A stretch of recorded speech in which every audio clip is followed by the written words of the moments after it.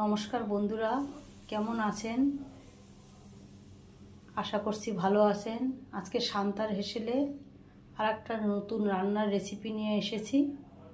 আজকে হবে হোয়াইট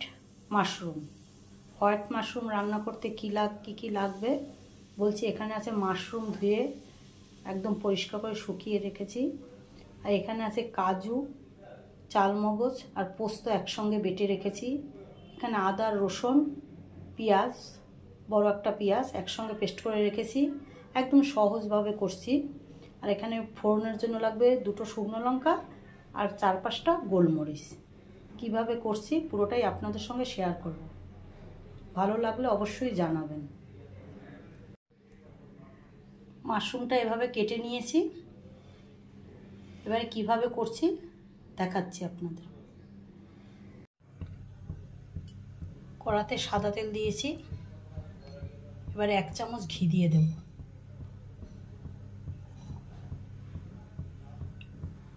একটু গরম হবে। তেল আর ঘিটা গরম হয়ে গেছে। এবারে দিয়ে দেবো 2টো শুকনো লঙ্কা, 5-7টা গোলমরিচ। এটা পুরো আমার নিজের রেসিপি, নিজের মনে যেটা এসে সেভাবেই করছি।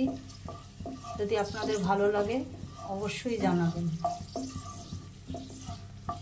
বেশি ভাজবো না শুকনো লঙ্কাটা ভেজে তুলে রাখবো।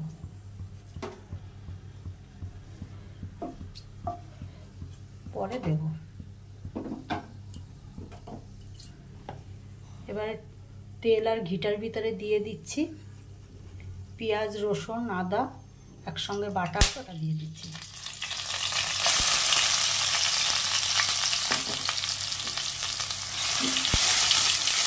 কাঁচা গন্ধ পর্যন্ত কষাবো, বেশি কষাতে হবে না। যেহেতু এটা সাদা হবে, হোয়াইট মাশরুম, আমার মাশরুম খুব ভালো লাগে, তাই বিভিন্ন ধরনের করে খাই, তাই আপনাদের সঙ্গেও শেয়ার করছি।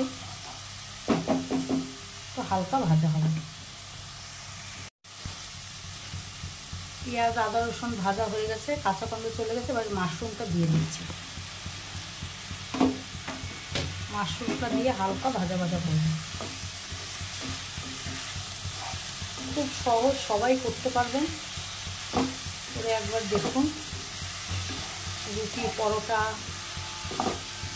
রাইস সবটার সঙ্গেই ভালো হয়, ভালো লাগে খেতে। তো হালকা ভাজা করব। মাশরুমটা হালকা ভাজা হয়ে গেছে। এবার দিয়ে দিচ্ছি পরিমাণ মতন লবণ। মাশরুমটা একদম মশলার সঙ্গে ভাজা হয়ে গেছে। এবারে দিয়ে দেবো এটার ভিতরে মাশরুমটা, চালমগজ, পোস্ত আর কাজু বাটা একসঙ্গে।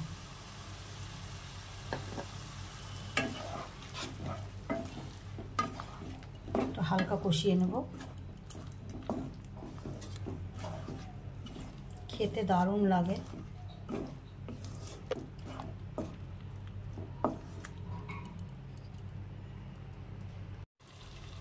প্রায় সব মশলাই কষানো হয়ে গেছে মাশরুমের সঙ্গে। এবারে দিয়ে দিচ্ছি 1 বাটি দুধ। যেহেতু এটা হোয়াইট মাশরুম, একটু সেদ্ধ হবে। আর দিয়ে দেবো একটু গোলমরিচ আর একটু চিনি।